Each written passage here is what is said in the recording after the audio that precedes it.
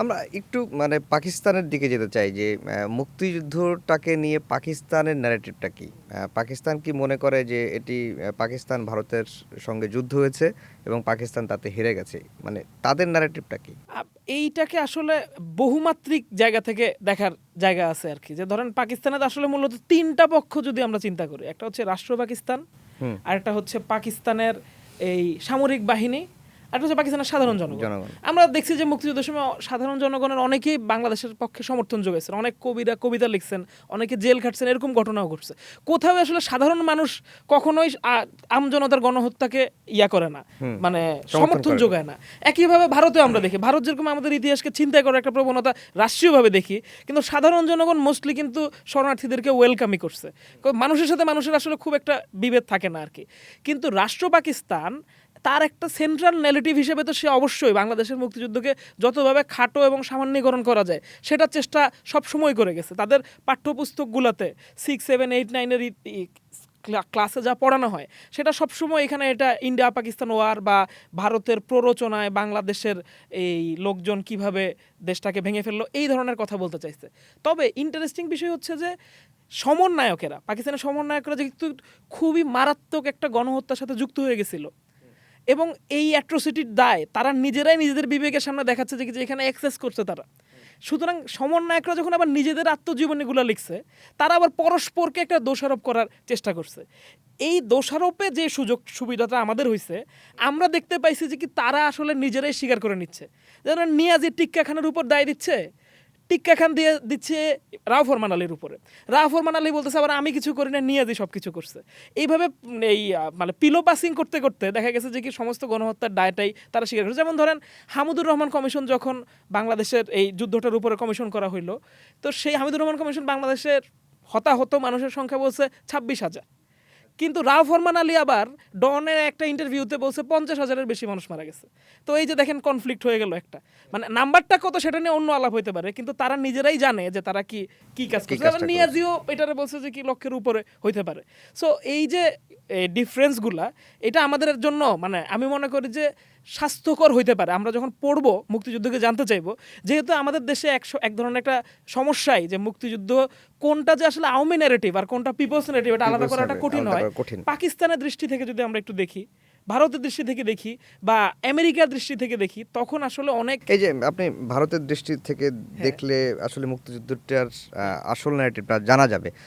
বিজয় দিবস নিয়ে ভারতের প্রধানমন্ত্রী নরেন্দ্র মোদিও টুইট করেছেন এবং সেখানে তারা খুবই তাদের যে সৈন্যদের যে অবদান গৌরবের সেটি স্মরণ করেছেন এবং বলছেন যে এটি ভারত পাকিস্তান যুদ্ধ। তারা আসলে মুক্তিযুদ্ধের শেষের দিকে এসে জয়েন হ্যাঁ করলো, হ্যাঁ হ্যাঁ কিন্তু এটা তারা ভারত পাকিস্তান যুদ্ধ হিসেবে তারা মানে কেন দাঁড় করাতে চায়? এই যে ধরেন সেকেন্ড ওয়ার্ল্ড ওয়ারের পরে পৃথিবীর সবচেয়ে বড় পাবলিক সারেন্ডারের ঘটনাটা তো হচ্ছে এই ঘটনাটা, এই 16ই ঘটনা, ডিসেম্বর হ্যাঁ। এখানে যেটা ঘটলো। তো এই এই লোভ কি ভারত কখনো সামলাবে? ধরেন পাকিস্তান রাষ্ট্রটার গঠনটা তো হয়েছিল এই পুরা ভারতের মুসলমানদের, সংখ্যালঘু মুসলমানদের একটা রাষ্ট্রের ধারণা থেকে। এই রাষ্ট্রটা গঠন হয়ে যাওয়ার পর থেকেই তো ভারত কিভাবে এটাকে ডিস্টার্ব করবে এইটার আকাঙ্ক্ষাটা তার মধ্যে ছিল। এখন আমরা যদি একটু আন্তর্জাতিক সম্পর্কের দৃষ্টি থেকে দেখি, পৃথিবীতে কি কোনো রাষ্ট্র কখনো তার প্রতিবেশী রাষ্ট্রের সহায়তা ছাড়া স্বাধীন হতে পারে? যদি আজকে আমাদের প্রতিবেশী পাকিস্তান হইতো, তাইলে কিন্তু আমাদের ভারত থেকে স্বাধীন হওয়ার জন্য পাকিস্তানের সাপোর্ট নিতে হইতো। ফলে আমি কখনো এটা নিয়ে হীনমন্যতায় ভুগি না যে ভারত আমাকে সহায়তা করলো, কারণ এইটা ইনভিজিবল। পৃথিবীতে এটার কোনো নজির নাই যে পাশের রাষ্ট্রের সহযোগিতা ছাড়া একটা রাষ্ট্র স্বাধীন হতে পারে। এরকম অনেক নাম নেওয়া যাবে যে রাষ্ট্রগুলোর পাশের রাষ্ট্রটা তাকে সাহায্য করে নাই দেখে সে স্বাধীন হতে পারে। আর আমাদের তো তিন দেশেই ভারত আছে, তিন পাশেই ভারত আছে। কিন্তু ভারতের যে সমর নায়করা যেই ইতিহাসগুলো লিখে গেছেন, সেইটাকে যদি আবার আমরা রিড করি, তারা কিন্তু দেখা যায় যে এই পুরোপুরি এই ক্লেমটা, মানে এখন যে হিন্দুত্ববাদী সরকার যে ক্লেমটাকে হাজির করতে চায় যে সব তারা করে দিয়ে গেছে, এটা কিন্তু তারা মনে করেন। যেমন জেনারেল জ্যাকব কিন্তু বলতেছেন যে তারা তো যুদ্ধে জড়াবেই কিনা এটা নিয়ে অনেকবার চিন্তা ভাবনা করছে। এবং এই যে 16ই ডিসেম্বরে উনি যে নিয়াজির সাথে যে উনি বৈঠক করলেন, সেটা নিয়ে উনি বিস্তারিত অ্যাকাউন্ট বলছেন যে উনি প্রথম আসছেন 13 তারিখে বাংলাদেশে। আবার ধরেন আমরা যদি এই ম্যানকেশের আলাপ দেখি, উনি বলতেছিলেন যে কি বর্ষাকাল না আসলে যুদ্ধে জড়াবেন না। অর্থাৎ যেভাবে মনে করা হয় যে ভারত বুঝি যুদ্ধ করার জন্য মুখে ছিল, সেখানে আমরা ভারতের কিন্তু পলায়ন পর অবস্থায় তাদের সমন্বয়কদের হিস্ট্রিতে দেখতে পাই। এখানকার জনজাতি এই যুদ্ধটাতে লড়াই করছে, মারাও গেছে বিপুল পরিমাণে। আপনি জেনে থাকবেন যে বাংলাদেশের গণহত্যা নিয়ে খুব ভালো একটা কাজ করছেন রুডলেফ জোসেফ রামেল, ওনার স্ট্যাটিস্টিক অফ ডেমোসাইডে। উনি এইখানে ভারতীয় সেনাবাহিনী কয়জন অংশগ্রহণ করছে এবং কতজন মারা গেছেন সেগুলোর হিসাব নিকাশ হাজির করছেন আর কি। তো এই বিরাট অ্যাট্রোসিটির মুক্তিযুদ্ধে ভারতের অংশগ্রহণ খুবই সামান্য পরিমাণেই ছিল, এবং ভারত কিন্তু এই যুদ্ধটায় যুক্ত হয় পাকিস্তান আক্রমণ করার পরে ভারতে।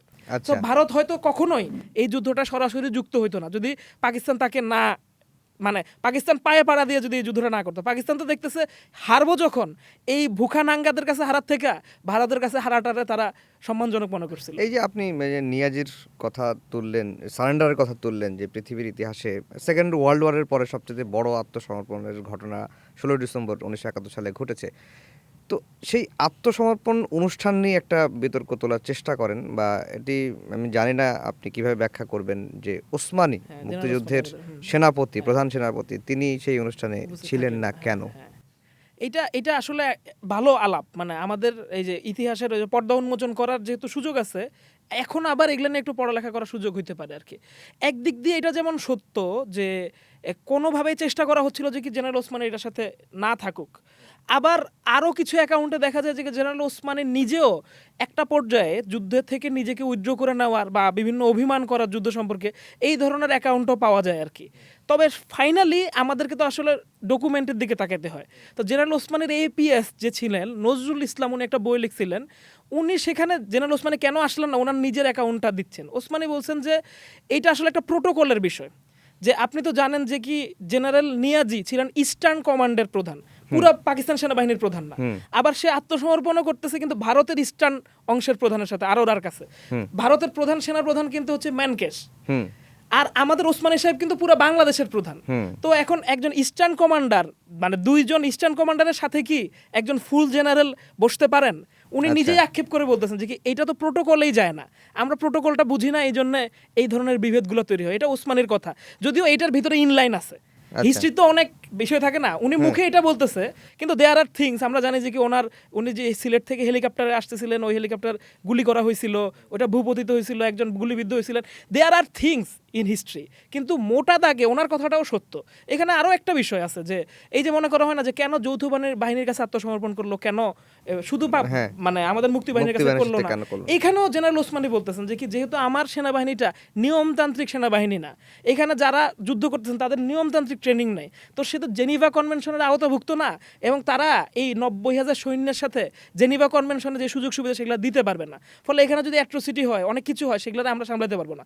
আমরা এত বিরোচিত একটা আত্মসমর্পণ পাইছি, এখন এটাকে তো ধরে রাখতে হবে। ধরে রাখবো কিভাবে? এই 90,000-দেরকে প্রোটেক্ট করে। আমার নিজেরই খাওয়ার জোটে না, উনি কিন্তু এইভাবে বলতেছেন। ভারতেই এটা মীমাংসাটা করতে পারতো, ফলে এই সমঝোতাটা তাদেরকে করতে হয়েছে। এটা হচ্ছে ওসমানী সাহেবের বয়ান।